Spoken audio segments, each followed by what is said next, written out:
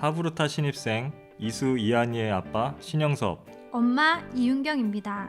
하브루터를 통해 성장하는 아이들을 보며 하나님의 살아계심을 느낍니다. 목사님의 말씀처럼 서로를 리스펙하는 사이, 손뼉이 마주치는 가정과 교회가 되길 소망합니다. 오늘 말씀의 제목은 함께 웃고 함께 우는 행복을 누리시길입니다. 하나님의 말씀을 봉독함으로 하나님의 말씀을 선포하겠습니다. 로마서 12장 15절 말씀입니다. 즐거워하는 자들과 함께 즐거워하고 우는 자들과 함께 울라. 아멘. 어떤 회사에서 신입사원을 채용할 때 다음과 같은 문제가 출제되었습니다.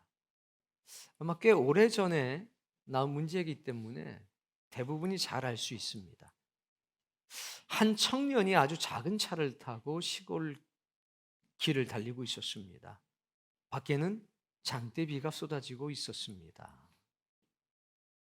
한참을 차를 타고 가다 보니 버스 정류장에 세 사람이 앉아 있는 것을 봤습니다. 한 사람을 태울 수가 있기 때문에 차를 세워놓고 가만히 그 세 사람을 살펴보았습니다. 첫 번째 사람은 병든 할머니였습니다. 빨리 병원으로 가야 되지 않을까 싶은 마음이 들 정도였습니다. 두 번째 사람은 의사였습니다. 얼마 전에 응급 상황에서 자신의 생명을 살려준 의사였습니다. 세 번째는 한 여인이었는데 자신이 꿈에 그리던 이상형의 여인이 그 자리에 있는 겁니다. 자, 그런데 그 청년의 차에는 오직 한 명만 태울 수가 있습니다. 이런 상황에서 당신이라면 어떤 선택을 하겠습니까? 이 문제를 잘 해결해서 우수한 성적으로 회사에 입사한 사원의 대답은 다음과 같았습니다. 저는 차에서 내려서 의사 선생님에게 자동차 키를 드리겠습니다. 그리고 할머니를 병원까지 잘 모시고 가셔서 돌봐달라고 부탁을 하겠습니다. 그리고 저는 우산을 하나 꺼내서 쓰고 버스가 올 때까지 그 여인과 함께 버스를 기다리도록 하겠습니다. 여러분, 이건 얼마나 머리가 좋은가를 알아보는 테스트가 아닙니다. 가치관에 관한 물음인 겁니다. 당신은 무엇을 소중하게 생각하십니까? 힘들고 어려운 사람들을 도와주는 것입니까?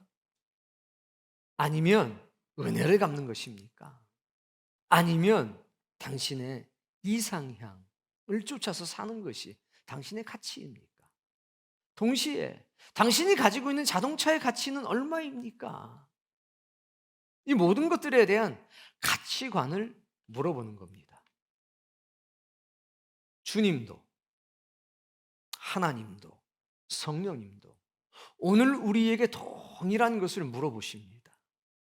이런 상황을 만들어 놓으시고 저런 상황을 만들어 놓으시고 1번의 예, 2번의 예, 3번의 예. 자, 너는 이 상황에서 어떤 것을 선택한 건가? 만약에 네가 다윗이라면 이 상황에서, 만약에 네가 베드로였다면, 네가 만약에 사도 바울이었다면 너는 어떤 선택을 할 것인가? 가치관, 삶의 우선순위에 관한 물음이 항상 우리들 앞에 있습니다. 예수 그리스도는 우리에게 놀라운 위로의 메시지를 던지셨습니다. 마르다와 마리아와 함께 많은 사람이 있었습니다. 나사로의 죽음 앞에서 그들은 슬퍼하며 울었습니다. 주님이 여기 계셨더라면 제 오라비가 죽지 않았을 겁니다. 많은 사람이 공감을 하면서 고개를 끄덕거리며 슬피 울고 있었습니다. 그때 우리 주님이 이렇게 말씀하셨습니다. 울지 말라. 그리고 주님도 눈물을 흘리셨습니다. 나인성 앞을 지나가고 있을 때에 장례행렬이 나옵니다. 독자를 잃어버린 과부가 울면서 걸어 나오고 있었습니다. 그때 우리 주님 뭐라고 말씀하셨습니까? 여인아, 울지 말라. 그리고 그 관에 손을 대시면서 이렇게 말씀하셨습니다. 청년아, 일어나라. 그리고 그 청년을 어머니에게 돌려주셨습니다.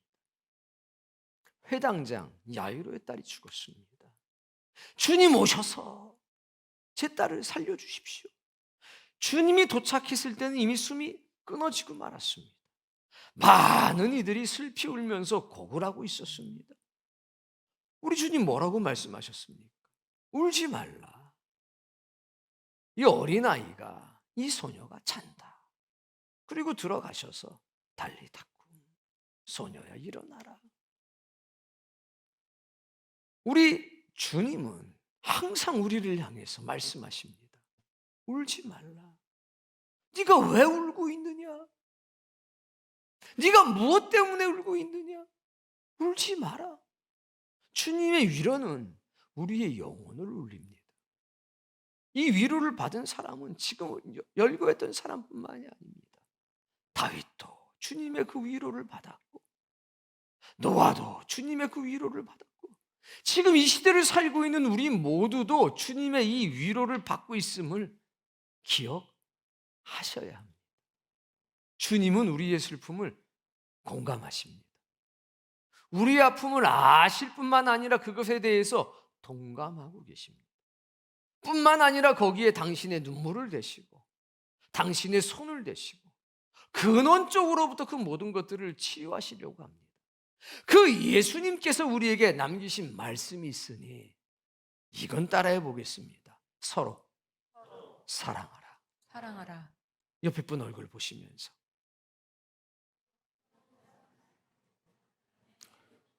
서로 사랑하라. 단서를 하나 다루셨습니다. 서로 사랑하되 네가 먼저 사랑해라. 이 조건입니다. 여보, 들었지? 목사님 말씀 들었지? 제 말씀이 아니라 주님의 말씀이시고, 빨리 사랑해봐 이게 아니라 네가 먼저 사랑해라. 서로 사랑하되 네가 먼저다. 모든 것은 너부터다. 사랑도 네가 먼저, 회개도 네가 먼저, 용서도 네가 먼저. 모든 것이 너로부터. 자, 함께 웃고 함께 우는 행복을 2024년은 꼭 누리시기 바랍니다. 현 세대는요, 개인주의 이것이 아주 심해지고 있습니다. 그런데 이 개인주의가 만들어낸 폐해가 있는데 바로 외로움과 고독감이라는 겁니다. 그리고 굉장히 목적지향주의입니다. 춘천은 잘 모르겠지만 그 서울 한강변에 보면 40명씩 50명씩 그냥 멋진 폼으로 달리는 사람들이 있습니다. 일명 런클럽이라고 하는 겁니다. 저쪽 하면 막 달립니다. 근데 4km든 5km든 정해진 딱 그 거리를 달리고 나면 그냥 헤어집니다. SNS에서 만난 사람들이에요. 언제 모여서 어디서 어디까지 우리 함께 달립시다 하면 함께 달리려고 하는 그 목적 때문에 다 모입니다. 그러나 끝나고 뒤풀이 없습니다. 그냥 달리고자 하는, 혼자 달리는 게 힘드니까 같이 달리고 운동한다는 그 목적 딱 하나 성취하고 나면 남인 겁니다. 즉시로. 이게 뭐냐? 개인주의. 그리고 개인주의에 기반한 목적주의라는 겁니다. 그런데 그것이 외로움과 고독감을 가중시키고 심화시킨다는 겁니다. 그런 현상이 교회 안에서도 일어납니다.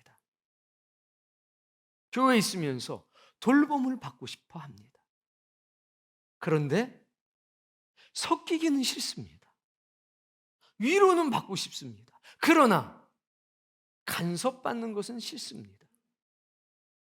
외로움이 찾아오는 순간이 언제인 줄 아십니까? 인생고에 부딪히는 순간. 내 힘으로 어찌할 수 없는 고난이 찾아올 때, 근데 그때 아무도 없는 겁니다. 내 주변에. 딜레마에 갇혀 삽니다. 요즘 젊은 청년들 교회에서 밥 먹는 거 그다지 선호하지 않습니다. 그걸 막 모여가지고 밥을 하고 준비를 하고, 아유 귀찮게 왜 그래요? 그냥 예배 끝나면. 우리 교회 청년들이 그렇다는 건 아닙니다. 그러나 그런 징조는 있는 것도 사실입니다. 아이 귀찮은데 그냥 각자 알아서 먹으면 편하잖아요. 맞는 얘기입니다. 그게 훨씬 편합니다. 여러분, 오늘 예배 끝나면 교구별로 흩어져서 식사하지요. 제가 저녁마다 봅니다. 적어도 2팀, 3팀 이상을 봅니다. 와가지고 그 작은 주방에서 막 뭘 만들어 댑니다. 희한하게 근데 안 겹치게 일들을 하더라고요. 짜고 오셨냐? 연락을 취하고 오셨냐? 아니에요. 각자 오는데 한 팀 가면 또 한 팀 오고, 가면 또 한 팀 오고. 어쩌면 그렇게 손발이 맞으신지. 그러나 그 수고로움 말입니다. 그 수고로움을 견디는 사람들이 있으니까 즐거운 식사 시간이 있는 거 아닙니까? 그런데 젊으면 젊을수록 그거 부담스러워하고 불편해합니다. 저희는 안 그런데요. 참 다행입니다. 편리를 쫓는다는 게, 개인주의 성향 속에서 간섭받지 않고 좀 편하게 살고 싶다는 게, 외로움과 고독을 가중시킨다는 거, 이거 동의하십니까? 교회 안에 찾아오는 외로움 중에 가장 대표적인 게 뭐냐면 얘가 이렇게 나와 있더라고요. 저는 구역 모임에 참여하지 않습니다. 그래서 그런지 교회 오면 아무도 나를 아는 척 해주지를 않습니다. 제가 이 교회에서 너무 고독감을 느끼기 때문에 교회를 옮길지 말지 고민 중입니다. 그럼 다른 교회 가면 뭐가 달라질까요? 교회 안에서 느끼는 고독감이라는 겁니다. 그런데 그 원인을 본인도 알고 있습니다. 제가 구역 모임에 참석하지 않아서 그런지, 당연하죠. 모르잖아요. 나도 저 사람을 잘 모르고 저 사람도 날 잘 모르는데 그 사람인들 먼저 아는 척하고 싶겠습니까? 아는 척하려고 그러면 인상 한번 써줄 텐데. 우리가 해결해야 합니다. 당연히 교회 안엔 그런 사람들 있는 거 당연합니다. 그러나 먼저 은혜 받고 하나님과 조금 더 가깝게 사는 사람들이 다가가셔야 합니다. 말이 아니라 아주 따뜻한 햇볕이 되어주셔야 합니다.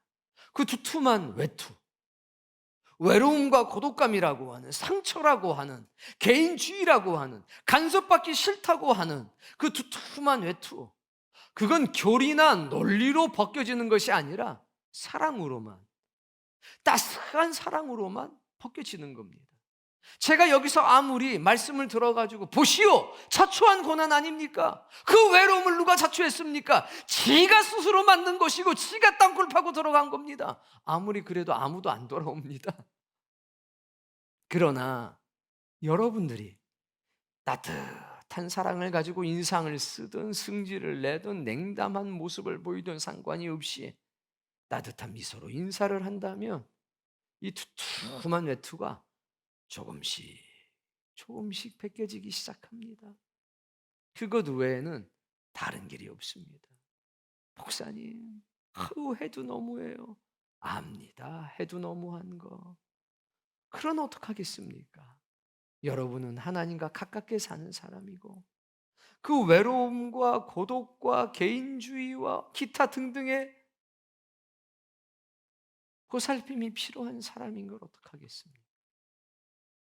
함께 웃고 함께 울어주는 사람이 있다는 것, 다른 사람이 아니라 나 자신에게 행복이라는 것을 기억하십시오. 주님이 우리와 함께 웃고 주님이 우리와 함께 울고 계시지 않습니까? 그리고 울지 마. 아무도 내 편이 없어요. 주님 알아. 내가 있잖아. 내가 너를 위해서 울고 있지 않니? 네가 가장 힘들고 어려울 때 이 발자국을 봐라. 아니 내 인생이 가장 힘들고 어려울 때 발자국이 4개 쭉 오다가 갑자기 2개밖에 안 남았잖아요. 그때 주님 어디 가신 거예요? 야, 영상 돌려봐라. 내가 너 업고 걸었잖아. 난 널 버린 적이 없어. 그게 은혜 아닙니까? 그게 사랑 아닙니까? 오늘 여러분들에게 그 은혜가 있기를 바랍니다. 2024년 한 사람도 외롭지 않았으면 좋겠습니다. 2024년도 한 사람도 고통스럽지 않았으면 좋겠습니다. 고통과 외로움이요, 누가 나를 알아주지 않고 내가 세상에 덩그러니 혼자 벌어진 것 같을 때, 그때가 힘든 거잖아요. 아무리 어렵고 힘들어도 난 네 편이야, 난 네 마음을 알아, 내가 이해해, 함께 웃어주고 함께 울어주는 그 사람이 있으면 우린 이겨나갈 수 있지 않습니까? 하늘에는 하나님이 계시고 우리 마음속에는 예수 그리스도가 계시고 우리의 보이지 않는 손을 성령님이 붙잡고 계시고, 그리고 이 믿음 안의 형제들이 그 힘들고 어려운 시간과 장소에 함께 있다는 것을 여러분 기억하시기 바랍니다. 자, 오늘 본문 말씀 바로 읽어보겠습니다. 15절. 즐거워하는 자들과 함께 즐거워하고 우는 자들과 함께 울라. 즐거워하는 자들과 함께 즐거워하고 우는 자들과 함께 울라. 자, 목사님 전 참 부끄럽습니다만 저는 이렇게 살고 있는 것 같습니다. 혹시 있으면 손을 한번 들어볼까요? 이거는 부끄럽지 않은 일이니까 좀 욕을 먹더라도 괜찮습니다. 한번 딱 손을 들어보세요. 네, 괜찮습니다. 네, 일부 시간에는 거의 절반 이상이 들었습니다. 일부에 오시는 분들이 아주 믿음이 좋으신가 봅니다. 자, 그러려면요, 전제가 되는 게 있습니다. 뭐냐면 내가 슬플 때, 내가 가장 고통스러울 때 옆에 사람이 기쁘다면 내 아픔, 내 슬픔, 이거 내려놓을 수 있어야 합니다. 이걸 내려놓아야 가서 함께 박수 쳐주고 격려하고 축복할 수 있잖아요. 반대로 내가 가장 기쁘고 즐거울 때 가장 깊은 슬픔에 빠진 사람이 있다면 내 기쁨을 마치 없었던 것처럼 내려놓고 다가가서 함께 진심으로 울어줄 수 있는 그런 사람이어야만 한다는 겁니다. 나 슬플 때 같이 슬퍼해 줄 수 있습니다. 나 기쁠 때 같이 기뻐해 줄 수 있습니다. 그러나 나는 인생에서 가장 슬픈 순간인데 저 친구는 인생에서 가장 기쁜 순간을 만났다면 내가 먼저 내 슬픔을 내려놓고 마치 나에게 슬픔은 존재하지 않았던 것처럼 가서 기뻐해 줄 수 있을까? 내가 인생에서 가장 기쁘고 즐거운 순간인데 저 친구가 큰 아픔과 슬픔 속에 있다면 마치 나의 인생 최고의 기쁨은 없었던 것처럼 하고 가서 같이 울어줄 수 있을까? 그런 은혜, 그런 능력, 그런 힘이 있어야 즐거워하는 자들과 함께 즐거워하고 우는 자들과 함께 울 수 있습니다. 오늘 그 힘이 이 교회 공동체 위에 있기를 바라고 저 하늘 위로부터 진리의 말씀을 따라 여러분에게 역사되기를 바랍니다. 본문 1절을 읽어보겠습니다. 그러므로 형제들아, 내가 하나님의 모든 자비하심으로 너희를 권하노니. 자, 하나님의 자비하심으로 말하는 겁니다. 이 말씀이 여러분들에게 하나님의 사랑으로 받아들여지길 바랍니다. 너희 몸을 읽어봅시다. 하나님이 기뻐하시는 거룩한 산 제물로 드리라. 너희가 드릴 영적 예배니라. 영적인 예배가 있습니다. 이건 영적인 예배이기 때문에 24시간 계속 드릴 수 있는 예배입니다. 근데 이 영적인 예배는 저 하나님의 나라에서 이루어지는 것이 아니라 바로 지금 이곳에서 이루어집니다. 나의 현재의 삶 속에서 부족한 육신을 입고 사는 나에게 이루어지는 말씀이라는 겁니다. 너희 몸을 산제물로 드려라. 너의 몸, 즉 네가 지금 만나고 있는 모든 현실, 너의 가족, 너의 가정생활, 너의 학교, 너의 학교생활, 너의 경제, 너의 경제활동, 이 모든 것이 하나님께 드려지는 예물이다 라고 말씀드리는 겁니다. 결국 영적인 예배는 모여서 드리는 이 예배일 뿐만 아니라 내가 24시간 살아가는 내 삶 전체가 예배라고 말하는 겁니다. 그 모든 것이 하나님께 바쳐지고 하나님께 드려지는 제물이라고 말씀하고 있는 겁니다. 이 영적인 예배를 드리는 사람은 오늘 본문 15절 말씀을 이뤄낼 수가 있다는 겁니다. 이 영적인 예배를 통해서 그런 힘이 생기는 겁니다. 사도 바울은 이렇게 말했습니다. 예수 그리스도가 이 땅에 오심으로 인해서 종말이 선포되지 않았느냐? 종말을 두려워할 필요가 없습니다. 그 말씀은 예수님께서 이 땅에 오심으로 인해서 하나님의 나라가 선포되지 않았느냐? 이미 너희는 시민권이 하늘에 있는 존재가 아니냐? 너희들의 삶의 끝은 정해지지 않았냐? 너희들은 하늘에 대한 소망으로 살아가는 사람이 아니냐? 그러니 이 땅에서 아내가 있다고 해도 마치 아내가 없는 사람처럼 살아라. 너희가 이 땅에서 가장 즐겁고 기쁜 일을 만났다고 해도 마치 그러한 일이 없었던 것처럼 살아라. 네가 이 세상에서 가장 슬픈 일을 만났을지라도 마치 그러한 일이 없었던 것처럼 살아라. 네가 매매하는 사람이라면, 물건을 파고 사는 장사꾼이라고 하면 마치 그런 일이 없었던 것처럼 살아라. 네가 모든 것을 사용할 수 있고 누릴 수 있다고 해도 마치 아무것도 사용하지 못하는 사람처럼 살아라. 이 땅의 것들은 지나간다. 너의 소망은 하나님께 있지 않냐?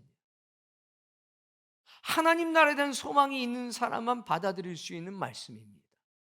어떻게 하면 내 아내를 기쁘게 해줄까, 즐거워해 줄까 생각하지 말고, 어찌하면 하나님을 기쁘게 할 수 있을까? 어찌하면 슬픔하는 사람을 위로할 수 있을까? 어찌하면 기쁨의 사람들을 격려해 줄 수 있을까?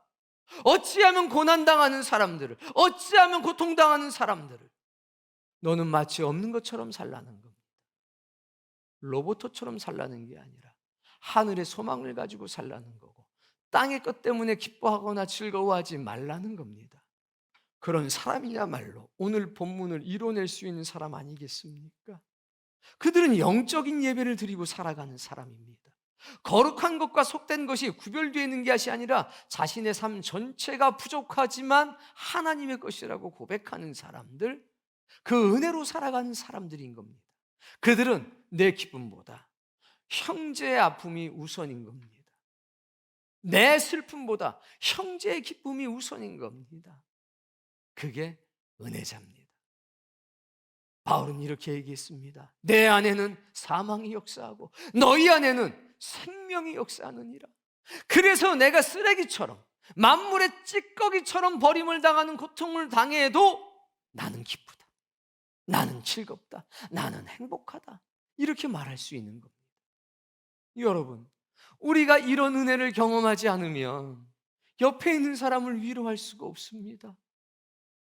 우리가 이런 마음으로 살아가지 않으면 따뜻한 햇빛이 돼서 옆에 사람들에게 빛을 비출 수가 없다는 얘기입니다. 2절 말씀, 너희는 이 세대를 본받지 말고 오직 마음을 새롭게 함으로 변화를 받아. 너희는 변화를 받아야 된다. 그리고 다음 말씀에는 분별해야 한다라고 말합니다. 영적인 예배를 드리는 사람은 변화를 받습니다. 영적인 예배를 드리는 사람은 분별력이 생깁니다. 하나님의 온전하신 뜻이 무엇인지, 하나님이 기뻐하시는 것이 무엇인지 올바른 가치관이 생기게 된다는 겁니다. 무엇을 버리고 무엇을 취해야 될지 확실하고 분명하게 알게 된다는 겁니다. 오늘 여러분 그런 사람 되시길 바랍니다. 영적인 예배를 통해서 마음의 변화가 생기고 하나님의 기뻐하시는 일과 하나님의 온전하신 뜻이 무엇인지를 분별하게 합니다. 그러니 이제 주의 뜻을 따라 살아갈 수 있는 사람이 되는 겁니다. 11절 말씀 읽어보겠습니다. 부지런하여 게으르지 말고 열심을 품고 주를 섬기라. 그 사람들이 어떻게 살아가는 줄 아니? 하나님 나라에 대한 소망이 있어서 이 땅의 것에 매이지 않고 살아가는 사람들이 어떻게 살아가는 줄 아니? 어떻게 해야 함께 웃고 함께 울 수 있는 그 놀라운 복을 이 땅에서 누리고 살아가는지 너희들 아니? 이게 1절부터 쭉 연결이 되는 겁니다. 뭐라고 얘기하냐면 주님을 섬겨라. 누굴 섬겨요? 주님을 섬겨라. 모든 것은 하나님과의 관계로부터 시작된다는 것을 기억해야 합니다. 하나님과의 관계가 온전해야 사람과의 관계도 온전해지는 법입니다. 하나님을 사랑하는 것부터 시작해서 이웃과 민족을 사랑하는 것에 이르길 바랍니다. 주를 뭐 해라? 섬겨라. 그런데 어떤 상태에서? 열심을 품고. 열심을 품고라고 하는 말은요, 이런 말입니다. 네 영혼이 불타는 상태에서. 이게 열심을 품는 거예요. 우리가 주님을 섬기되 어떻게 섬겨요? 내 영혼에 불이 붙은 상태에서, 즉 불타는 마음으로, 불타는 영혼을 가지고 주님을 섬기라는 겁니다. 불타는 영혼을 가지고만 주님을 섬길 수 있습니다. 어떻게 사람이 하나님을 섬길 수가 있습니까? 부족한 인간이, 흙덩어리가 어떻게 영원한 존재를 섬길 수 있습니까? 그러나 하늘의 불이, 모세가 받았던 그 불이 우리의 영혼을 태우기 시작하면 우리는 열심을 품고 주님을 섬길 수 있다는 겁니다. 그 은혜가 있기를 바랍니다. 12절 말씀. 소망 중에 즐거워하며 환난 중에 참으며 기도에 항상 힘쓰며. 여러분, 우리의 이야기의 끝은 항상 좋다는 것을 기억하셔야 합니다.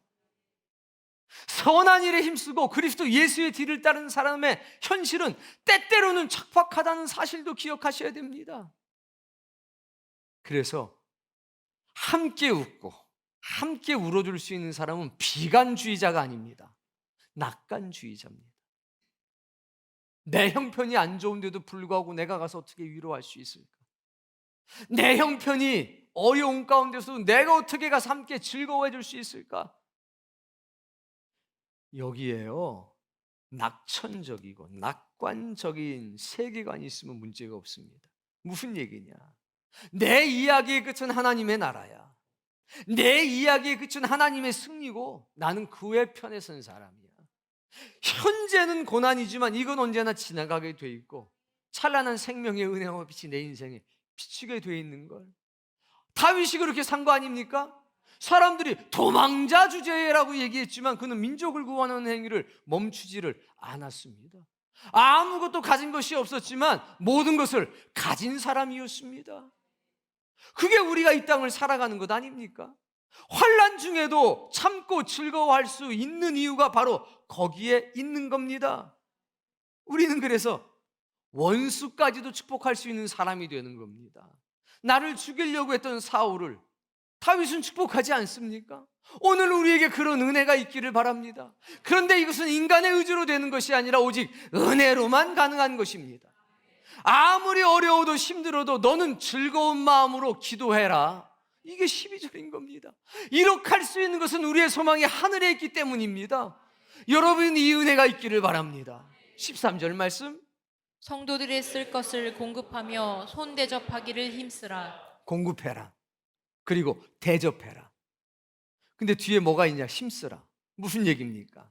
네가 비록 가난해도 공급할 수 있고 네가 비록 가진 것이 없어도 대접할 수 있다는 겁니다. 많이 가지고 있어야 할 수 있는 일이 아니라는 겁니다. 근데 우린 자꾸 우리가 가진 것을 생각합니다. 그래서 머뭇머뭇거리는 거죠. 이거 악한 자가 와서 우리에게 괴로움을 심어주는 겁니다. 불신을 심어주는 겁니다. 비관적인 생각을 심어주는 겁니다.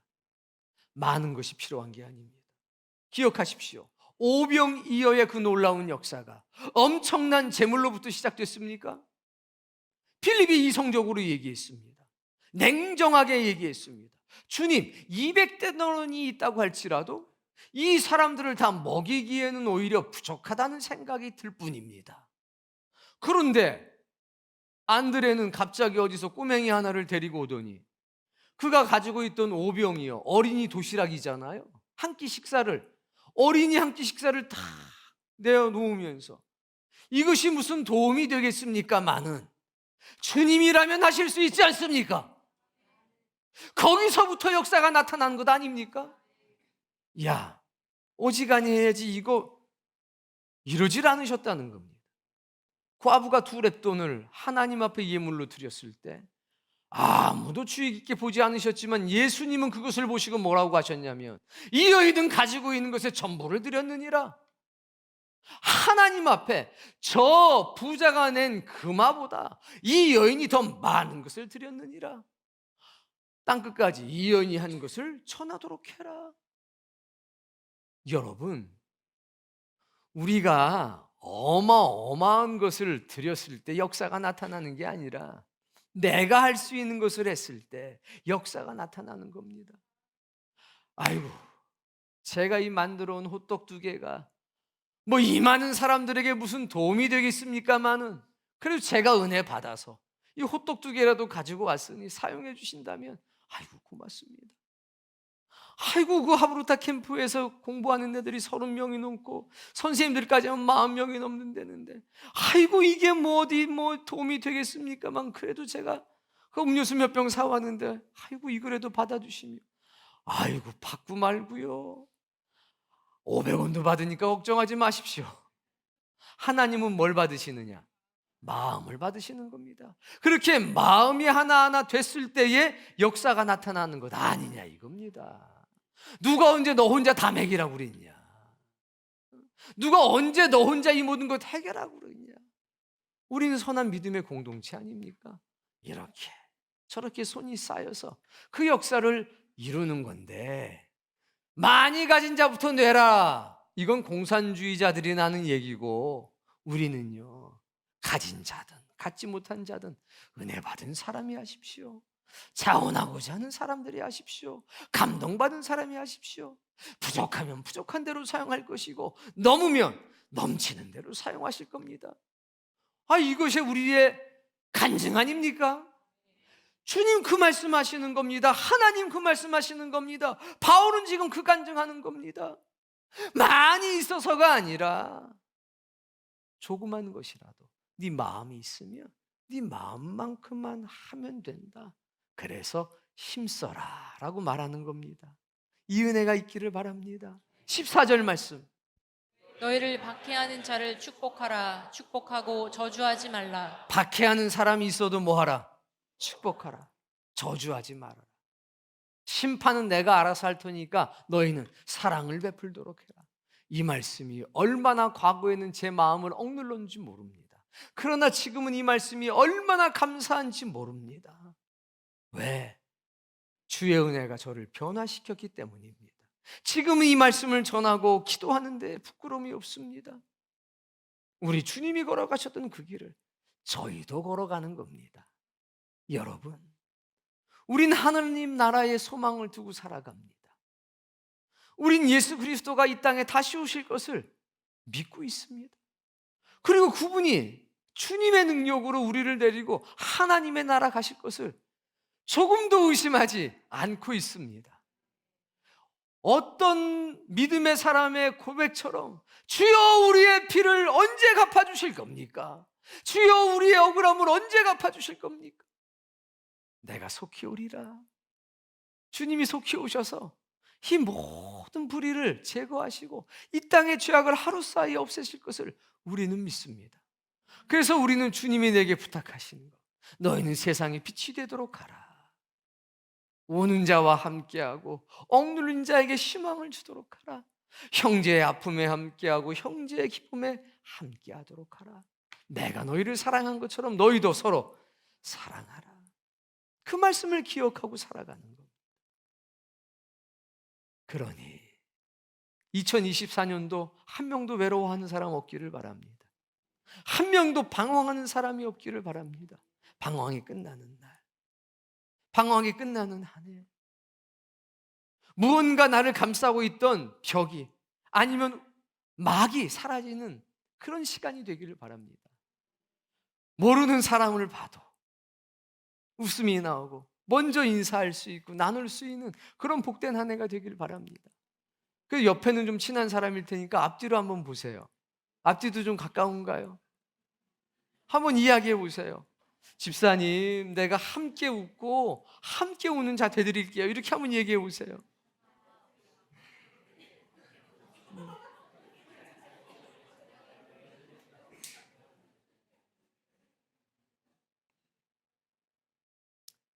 우리는요, 이 교회 공동체는요, 목적만 딱 이루는 데가 아닙니다. 공동체 의식이 살아 있어야 됩니다. 우린 여기서 천국만 가면 되니까 너는 네 신앙하고 나는 내 신앙하고, 오케이? 타치하지 마. 돈 타치미.